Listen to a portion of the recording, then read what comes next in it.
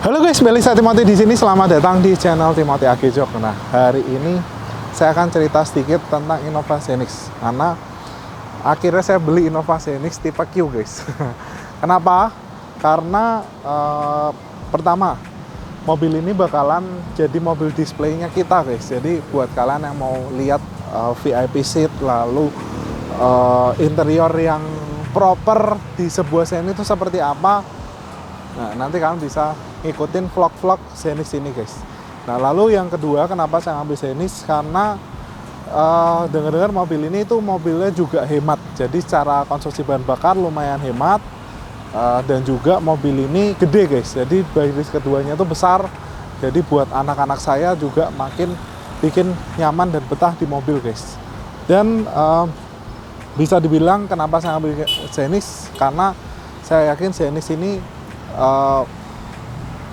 saya udah cek spare partnya juga nggak mahal, tergolong murah, terutama di bagian body part dan interior part. Walaupun elektrikalnya memang lumayan mahal, tapi untuk elektrikal saya yakin Toyota bikin elektrikal selalu awet, guys. Karena saya udah ngikutin dari Innova 2005, Grand Innova, Innova Reborn, sampai ke Zenix ini saya udah pernah memiliki semua. Saya udah punya experience semua di Innova. Nah, kenapa saya ambil tipe Q? Karena saya lebih sering setir sendiri, dan saya rasa tipe Q ini cukup worth it kalau misal kalian tuh lebih suka nyetir, dan kalian tuh penasaran gitu, guys. Dan juga kebetulan saya ngambilnya second, guys, jadi harganya udah lumayan drop dibanding baru. Kebetulan saya ngambil ini karena penjualnya itu pertama harganya cukup menarik, dan yang kedua mobilnya ini hampir kayak baru, guys. Jadi waktu saya dapat kilometernya masih 10.000, lalu pajaknya masih panjang nih, bulan 4 tuh bukan bulan 4 bukan bulan 4 kemarin mati ya, guys, tapi bulan 4 tahun depan, guys. Jadi pajaknya panjang, kilometernya sedikit, masih 10.000, dan tahunnya, guys, ini 2024, guys. Jadi saya tertarik karena itu, dan warnanya putih. Jadi selisih barunya udah lumayan, tapi saya dapat unit yang hampir seperti baru ya, guys. Bisa bilang seperti itu. Nah, saya udah pakai mobil ini sekitar 1 bulan. Saya akan cerita kelebihan dan kekurangan Zenix ini seperti apa. Jadi kalau kalian mau beli sebuah Innova Zenix, atau kalian udah punya Innova Zenix, kalian pengen sempurnain lagi, kalian bisa cek video kali ini, guys. Nah, kita akan mulai dari kekurangannya dulu, guys.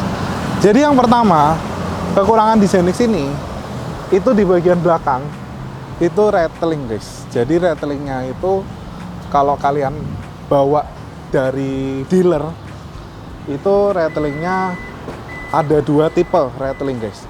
Yang pertama ada di bagian ini nih, guys, di bagian sini. Nah, ketika dari dealer itu dia kendor, jadi kalian mesti kencengin ini ya, guys. Nah, kalian mesti kencengin ini supaya dia neken ke depan dan ke belakang, supaya dia kenceng, supaya nggak geter-geter di bagian sininya. Yang kedua, rattling itu dari besi tempat dudukan seat belt, guys. Jadi besinya itu lumayan, saya belum buka, cuma kemarin udah saya buka, memang saya getar goyang-goyang gitu, getar sekali. Tapi yang ini sebenarnya nggak terlalu mengganggu, guys. Itu kalau jalan jelek banget baru dia bunyi. Tapi yang lumayan mengganggu adalah di bagian ini apa, dongkrak ya, guys. Nah, ini kebetulan di Zenix ini saya suka settingan seperti itu. Tuh, jadi headrestnya saya lepas semua baris ketiga supaya ini bisa jadi bagasi. Terus headrestnya saya simpan di sini, guys. Jadi posisi row keduanya bisa mundur maksimal dengan bagasi yang paling maksimal, guys. Jadi, dan menurut saya bagasinya masih terlalu gede juga sebenarnya. Cuma kalau misal dinaikin jadi terlalu kecil.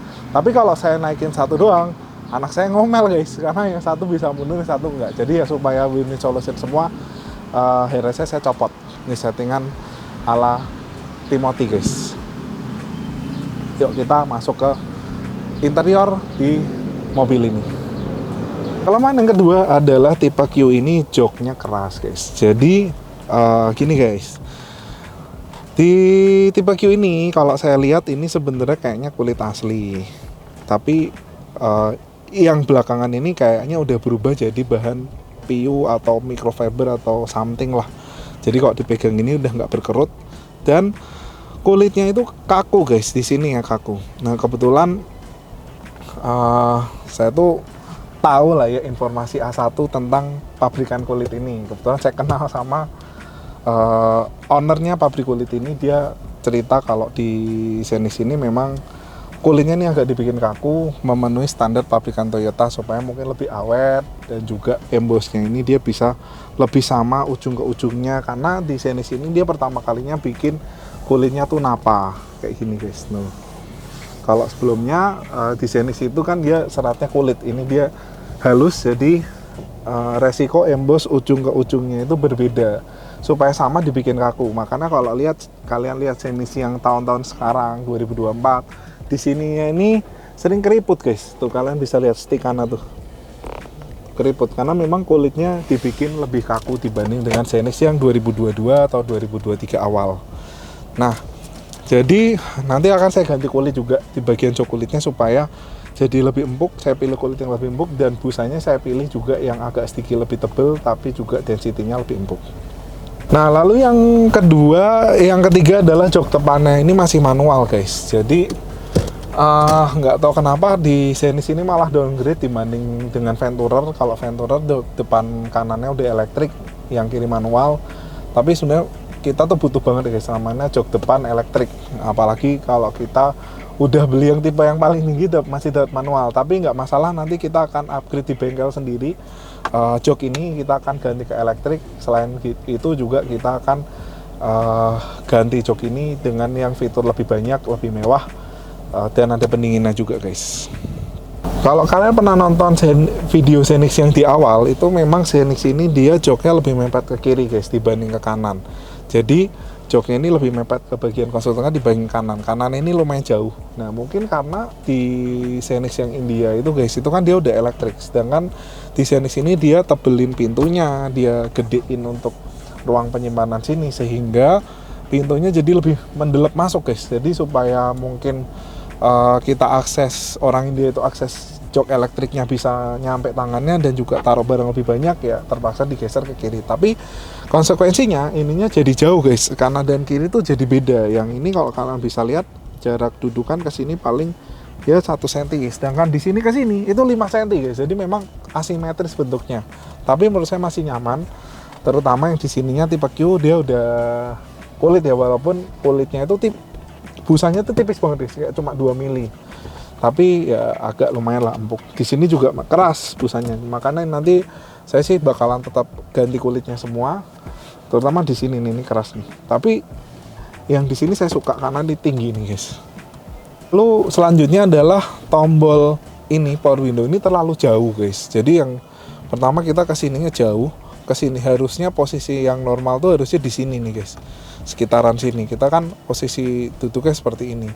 Nah ini tuh mepet banget ke sini guys. Jadi posisinya kalau mau akses tuh effortnya agak besar untuk setting di sini, apalagi untuk spion nih guys. Ini kayak jauh banget guys. Padahal tinggi saya tuh 177, tapi saya masih ngerasa jauh untuk akses ke sini. Nah coba kalau kalian tingginya mungkin 160-an, di sini sih pasti lebih jauh lagi guys. Nah, lalu berikutnya kekurangan adalah setirnya tuh kurang mundur. Nah, tapi memang ciri khas di Innova Reborn juga setirnya nggak mundur-mundur amat ya guys. Nggak seperti Pajero saya. Pajero saya tuh setirnya bisa ditarik mundur banget. Jadi posisi duduknya menurut saya lebih enak Pajero sih guys, jauh sih guys dibanding Xenix ini. Tapi Xenix ini dibanding Innova Reborn itu mirip guys posisi duduknya. Ya ini lebih better lah, ini yang lebih tinggi. Setirnya juga lebih mundur sedikit ya dibanding dengan Innova Reborn.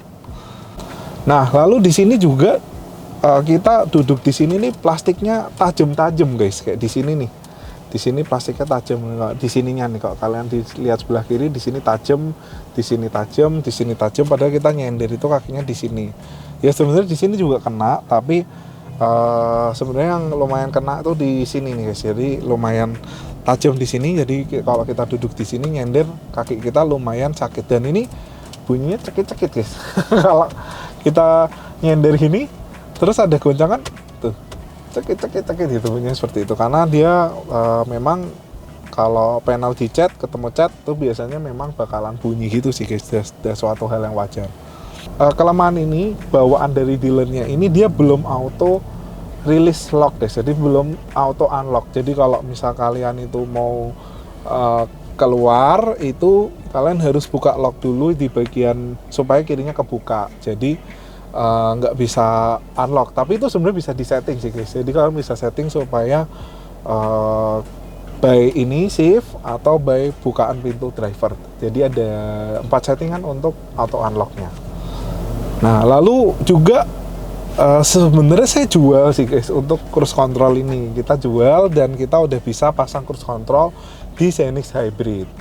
Nah, cuma menurut saya problemnya itu di Xenix Q ini tombol yang rest ininya tuh suka macet guys. Nah, jadi kadang kalau pas dingin, terutama di malam hari, ini tuh suka macet guys. Beda kayak siang itu dia normal, tapi kalau malam kadang saya menemui hal macet di sini. Dan waktu servis, karena ini mobil masih garansi, saya tanyain, ini suka macet mas, dan kata SA-nya tuh ya itu normal katanya guys. Sebenarnya saya mau komplain, cuma ya sebenarnya saya jual sendiri guys, saya jual part ini, saya bisa ganti sendiri. Cuma kan ini mobil yang masih digaransi Toyota guys, jadi harusnya ngegaransi Toyota bukan saya guys, kayak gitu. Jadi tapi itu katanya hal yang wajar, jadi ya udahlah, selama nggak sering-sering banget ya udahlah, kita wajarin aja gitu guys. Nah, lalu hal yang cukup mengganggu juga saya guys, itu adalah lampu plafonnya guys. Jadi lampu plafonnya ini walaupun malam dia tuh lampunya tuh mati semua guys. Jadi kalau di Pajero saya itu sama Innova Reborn saya ya guys, itu kalau misal lampu ini kalian tuh tekannya di sini guys. Kalau menekan lampu kanan, kalian tekan di sini. Memang nggak ada lampunya juga, nggak nyala gitu. Di Innova Reborn sih nyala guys, yang tipe V nyala. Tapi yang di Pajero saya ini tuh mati guys lampunya. Tapi di Pajero itu lampunya ditekan di sini. Sedangkan di Xenix ini tombolnya ada banyak guys, ada 6 ya guys. Ada 6, tapi itu malam nggak nyala gitu guys. Jadi kalau kita mau nyalain kanan ini kadang suka kepencet ini tuh, kadang suka kepencet ini, kadang suka kepencet ini, kadang suka kepencet ini kan. Jadi kayak agak ngebingungin. Itu menurut saya hal yang cukup mengganggu di Innova Xenix. Jadi cuma nanti kita coba R&D ini bisa dinyalain atau enggak, karena itu lumayan annoying sih guys. Jadi nyalain lampunya jadi suka kepencet-pencet sunroof nih guys. Nah, lalu hal yang mengganggu juga adalah power window-nya guys. Jadi power window-nya ini dia yang nyala cuma di bagian supir doang. Di bagian depan kiri, belakang kanan itu semua mati. Jadi itu lumayan mengganggu juga kalau saya mau buka kaca di bagian misal belakang kanan atau kiri. Jadi kayak suka bingung guys, ini pencetnya yang ini atau yang ini. Kalau untuk driver sih nggak ada masalah, atau mungkin saya mau unlock itu saya mesti ngeraba dulu baru pencet gitu, nggak bisa langsung terarah langsung pencetin, itu nggak bisa guys. Ya itu hal yang cukup mengganggu juga di Innova Xenix. Nah, lalu yang terakhir adalah hal yang menurut saya kurang oke di Xenix ini adalah electrical partnya tuh mahal guys. Jadi kemarin saya sempat compare kabel, lalu lampu, lalu terutama di sensor kayak ABS modul, lalu juga ECU-nya, kabel itu harganya lumayan mahal guys. Kayak kemarin ada yang pasang lampu, terus habis itu error semua sampai ke ECU-nya jebol tuh, habisnya udah kayak hampir 100 jutaan ya guys. Jadi memang electrical part mobil ini di upgrade-nya jauh. Jadi sensornya tuh halus pembacaannya, tapi memang jatuhnya jadi electricalnya lumayan mahal. Tapi kelebihannya interior partnya kalau kalian baret-baret nggak usah di repair, diganti harganya lebih murah dibanding repair. Kayak di body partnya harganya juga lebih murah, lebih ekonomis dibanding dengan Innova Reborn yang lama. Jadi beberapa part seperti itu guys. Dan hati-hati banget buat kalian yang Xenix ini elektrikalnya. Jadi buat kalian yang pengen modifikasi Xenix ya, kalau dia gejok sih kita udah nggak ragu lagi untuk elektrikalnya, karena sebelum kita pasang kita juga udah R&D-in dulu segala macam elektrikal buat mobil ini. Jadi kalau kalian mau upgrade elektrikal mobil ini, kalian nggak usah khawatir guys. Nah, jadi kekurangannya nggak, kita bahas dari segi performance. Jadi segi performance-nya ini menurut saya kaki-kakinya nih Scenic ini lumayan stiff, tapi dia stabil. Tapi waktu kita zigzag gitu guys, itu mobil ini tuh body masih terasa body roll-nya lumayan. Nah jadi saya udah siapin mau pasang beberapa part kayak kaki-kaki, per, shock, lalu stabilizer. Nanti kalian bisa ikuti di video selanjutnya, kita akan upgrade total kaki-kaki Scenic ini supaya makin nyaman. Jadi sebenarnya di ngetol-ngetol cruise itu enak, cuma kalau misal lagi zigzag mau nyalip-nyalip gitu mobilnya masih lumayan goyang banget guys, menurut saya sih guys. Tapi yang aneh, mobil ini kalau di jalan jelek itu kerasnya minta ampun guys. Jadi ya kurang lebih seperti itulah karakternya. Lalu yang kedua, mobil ini menurut saya suara ban itu lumayan masuk. Nah, tuh suara luar sih lumayan oke. Ketika ngetol-ngetol sih silent karena mesinnya juga nggak ada suaranya dan mesinnya sangat minim suaranya. Tapi menurut saya ban ini dia pakai ban Sport Max guys. Jadi Sport Max itu adalah ban sport, namanya Sport Max gitu. Jadi sport yang maksimal. Jadi memang gripnya sih cakep banget. Ketika kalian jalan kencang mobil ini gripnya cakep, tapi menurut saya jadi berisik gitu. Jadi kalau misal kalian pengen ban yang silent, mungkin kalian bisa ganti ke Michelin Pilot Sport atau LM705, atau mungkin kalian bisa saya sih nanti mau ganti LM705 lagi guys. Dan velg Innova Ribbon saya bakal pindahin ke sini. Jadi nanti kita akan lihat fitmentnya, kalau nggak oke ya kita ganti velg lagi, kalau oke ya kita pakai terus. Atau kita cat, saya mau repainting velgnya jadi warna black piano. Nah, lalu kalian bisa pakai Turanza, atau kalian bisa pakai Yokohama, kira-kira seperti itu. Nah, lalu kekurangannya di ADAS-nya ini tuh menurut saya waktu lagi ada orang nyalip gitu guys, itu remnya tuh suka telat. Cuma itu entah kekurangan mobilnya atau kekurangan saya yang kurang ngerti settingan ADAS-nya. Boleh kalian komen di bawah, mungkin cara settingnya supaya lebih sensitif seperti apa, kalian bisa kasih tahu saya juga caranya guys, nanti komen aja di bawah. Nah, lalu kita bahas tentang kelebihan mobil ini guys. Jadi mobil ini itu kelebihannya menurut saya electrical, desain. Jadi desainnya tuh cakep, dari luarnya kelihatan SUV look banget. Electrical karena mobil ini tuh fiturnya sangat lengkap. Electricalnya very advanced and complex, tapi advance dan soft guys. Jadi kayak misal kalian lihat lampunya yang tipe Q ya guys, itu dia udah ada autonya. Jadi kalau misal lagi jalannya gelap, nggak ada lampu dari sana, lampunya tuh bisa nembak ke atas kayak gitu, dan bisa disetting sensitivitasnya seperti apa. Lalu juga udah auto lamp, dan lampunya itu menurut saya terang guys yang tipe Q ini. Jadi saya galau antara nanti mau ganti lampu atau enggak, karena kemarin sempat ke Toyota sih waktu servis saya ada sedikit keluhan di sini. Tiba-tiba kemarin mobilnya tuh nyala semua, error semua, dan remnya bagel. Saya bawa ke Toyota, lalu Toyota tanya ada modifikasi lampu atau enggak katanya. Jadi kayaknya lampu lumayan sensitif di sini, jadi saya nanti nggak tahu mau modifikasi lampu atau enggak. Takutnya sih garansi itu ya guys, yang berhubungan dengan garansi, karena mobil ini advance in electricalnya. Tapi lampunya udah terang, jadi menurut saya sih oke. Cuma fog lampnya kurang guys, tapi lampu utamanya itu udah terang guys menurut saya yang tipe Q ini. Lampu jauhnya juga terang, bias lampunya juga bagus, fokus. Jadi ya kurang lebih seperti itu. Nah, lalu mobil ini tuh banyak settingan untuk drivernya. Jadi kayak di sini nih guys, kan bisa lihat di sini. Nah, itu ada banyak settingan driver guys. Jadi bisa setting tuh, settingannya tuh banyak banget gitu. Driver settingnya juga ada, saya lupa nih.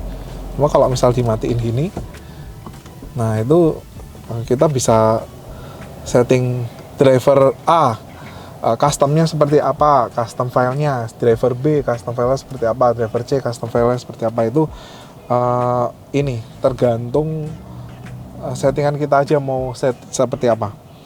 Lalu ADAS-nya very advanced guys. Jadi ADAS-nya itu halus banget, pengeremannya juga halus banget, dan apa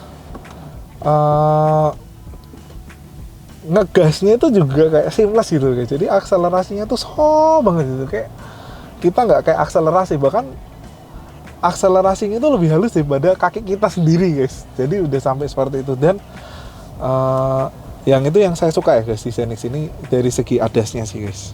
Nah, kelebihannya adalah di bagian audionya. Mungkin saya dicela sama kalian juga, audionya jelek gitu tuh. Menurut saya ini udah lebih oke dibanding dengan Innova Reborn guys, karena stagingnya tuh udah dapat. Jadi mungkin dari settingan nggak terlalu di setting advance, tapi dari posisi itu udah cukup menentukan sekali. Ini suaranya tuh enak, stagingnya tuh di depan, suara vokalnya di depan. Beda sama kayak di Innova Reborn guys, itu di sini ya guys, di sini, dan di bawah ini speakernya di bawah gitu. Sedangkan saya ini di sini, jadi suara tuh lumayan, vokalnya lumayan enak guys. Dan di sini head unitnya ini cukup enak dilihat gitu, bisa disetting segala macam settingan suaranya juga guys. Jadi kalian mau equalizer seperti apa tuh bisa disetting, jadi lumayan enak. Jadi mobil ini tuh suaranya menurut saya selevel dengan All New Pajero Sport guys. Jadi untuk level mobil Jepang sih oke gitu, maksudnya suaranya jelas, vokalnya jelas, bassnya juga dapat, midnya dapat, high-nya juga dapat. Dibanding naik kelas lumayan jauh dibanding dengan Innova lama atau Fortuner VRZ sekalipun guys. Ini lebih oke guys audionya. Nah, lalu yang saya suka dari mobil ini adalah salah satunya high RPM-nya guys. Jadi mobil ini tuh, kalau kita udah naikin, walaupun nggak ada RPM di sini guys, kalau kita bejek itu RPM naiknya tuh ngejambak banget guys. Dues gitu, kita seperti mobil diesel guys. Jadi entah kenapa di hybrid ini tuh dia kombinasinya tuh ngejambak banget gitu. Adasnya halus, kita gas ngejambak. Jadi kayak perfect guys. Kalian mau halus-halusan bisa, kalian mau gahar-gaharan di jalan juga bisa. Dan sementara saya masih pakai Octane 92, nanti nggak tahu kalau pakai Octane 95 rasanya seperti apa. Tapi tarikannya kenceng guys, terutama kalau kalian udah jalan 100 ke 150 tuh cepat guys. Kayak mobil diesel-diesel gitu loh guys. Walaupun ini mesin NA, tapi memang dynamic force Toyota tuh memang mantap lah guys. Lalu juga mobil ini menurut saya lumayan kedap.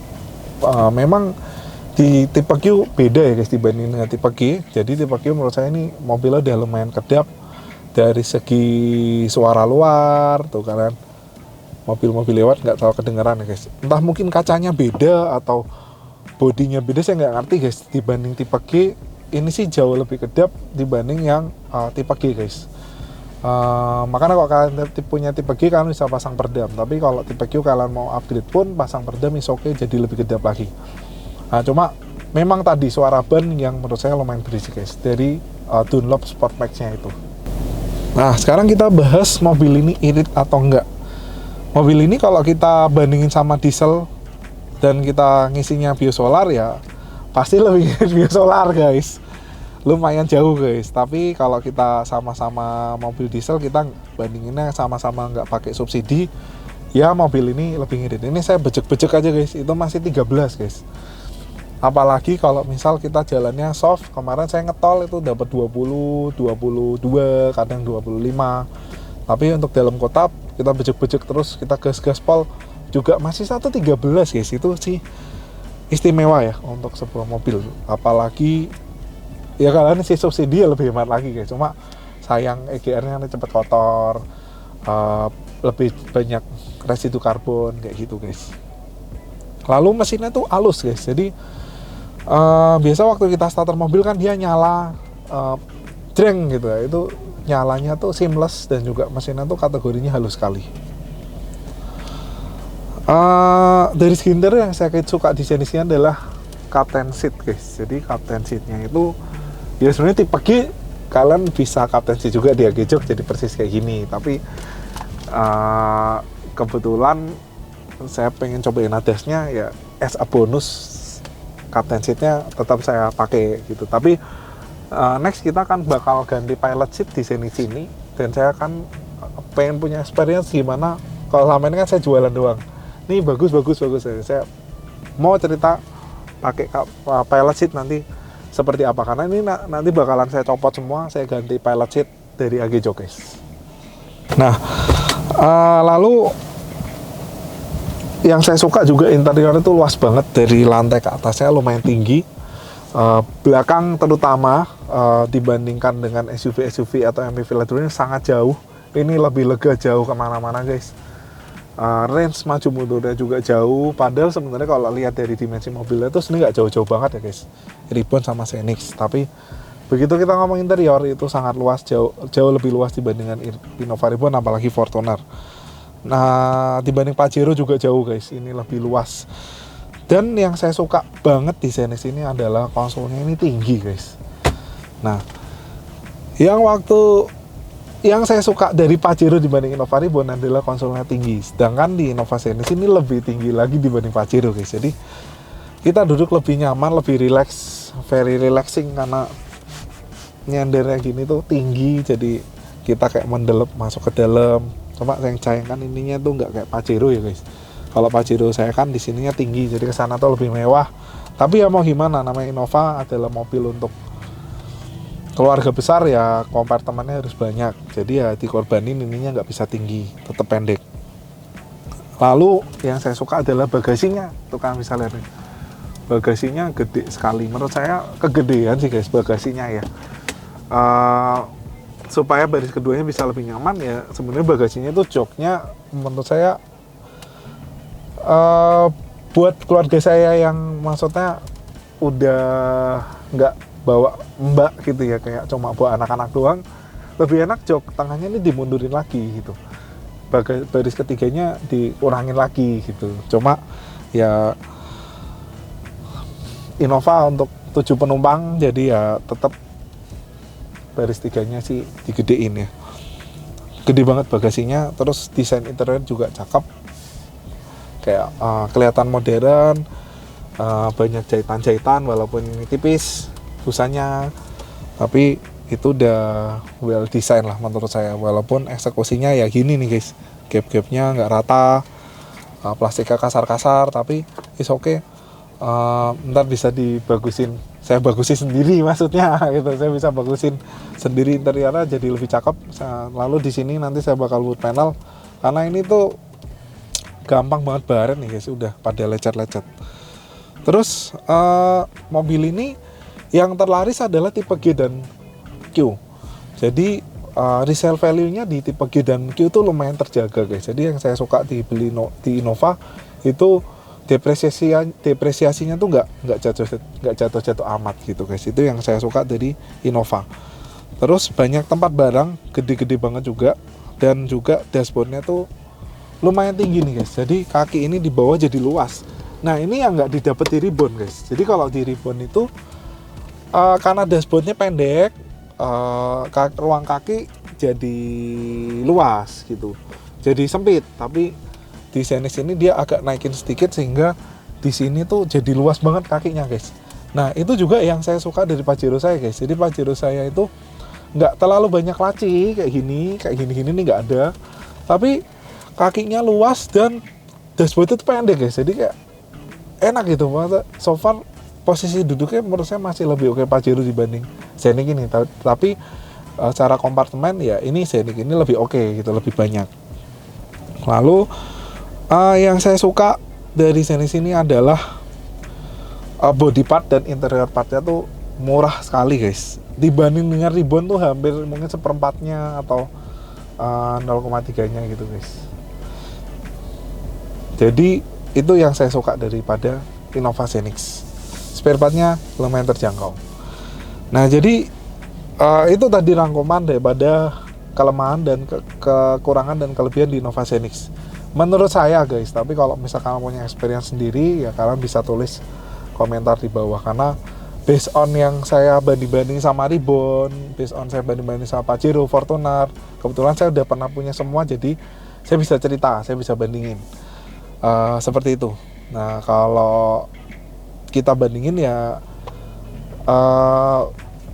sebagai driver saya masih lebih suka Pajero guys. Pajero itu posisi duduknya nyaman sekali, setirnya juga enteng dengan bukan electronic power steering, tapi di Scenic ini saya juga suka karena setirnya posisi duduknya lebih enak dibanding dengan Innova Reborn. Jadi tapi nanti saya akan perbaikin seat positionnya supaya saya duduknya makin nyaman.